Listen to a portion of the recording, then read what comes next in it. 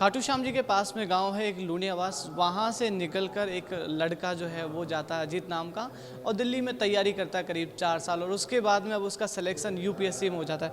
अजीत हमारे साथ बात करने के लिए मौजूद है। उसके अलावा अजीत के पापा हैं, वो बातचीत करने के लिए मौजूद हैं। अंकल, आज आपके बेटे का सिलेक्शन हो गया, कैसा लग रहा है? थोड़ा सा। बहुत बढ़िया लग रहा है, खुशी हो रही है। दिल्ली गया था तब आपने सोचा था कि इस तरीके के नतीजे आएंगे?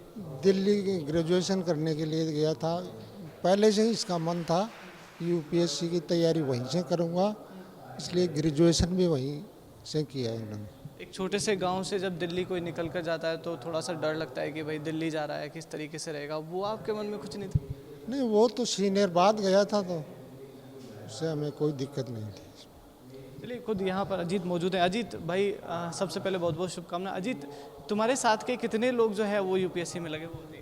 पहले आपका धन्यवाद। लगभग हम 6-7 जनों का ग्रुप था हमारा, तो लगभग 4 से 5 जने हम सेलेक्ट हुए हैं। मतलब कहा जा सकता है कि आपका फ्रेंड सर्कल ही बहुत अच्छा था, जिसकी वजह से जो है जो साथ वाले थे वो सारे सेलेक्ट हो गए लगभग लगभग। जी जी, मेरा खुद का एक जो दोस्त था, हालांकि उसका सिलेक्शन नहीं हुआ, लेकिन मैं मानता हूँ कि उसका भी मेरी तैयारी में बहुत बड़ा रोल था। जी। किस तरीके से तैयारी करनी चाहिए? आज आप सेलेक्ट हो गए हो तो जो जो एस्पिरेंट हैं वो आपको सुनना पसंद है। किस तरीके से तैयारी करनी चाहिए, क्या क्या जो है यूपीएससी जो तैयारी कर रहा है उसको ध्यान रखना चाहिए? जी जी जी, पहले तो अपने बेसिक्स क्लियर करने के लिए जो बेसिक बुक्स हैं, एनसीईआरटी हों या फिर जो स्टैंडर्ड बुक्स हों, जो सबको पता है जिनको, पहले तो वो कंप्लीट करें।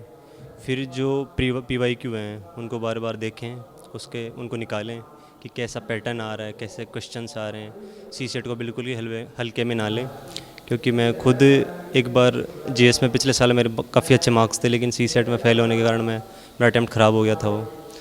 तो जैसे मेरे अटैम्प्ट से सीख सकते हैं आप। फिर जो मेंस के अंदर एक तो स्पीड आपकी अच्छी होनी चाहिए, है ना, तो कोशिश करनी चाहिए कि पूरे पूरे 20 क्वेश्चंस हैं वो आप अटैम्प्ट करें। फिर थोड़ा क्वेश्चन को सजाने के लिए, उसको अच्छा बनाने के लिए डेटा फैक्ट डाल सकते हैं, फ्लो चार्ट वगैरह का यूज कर सकते हैं।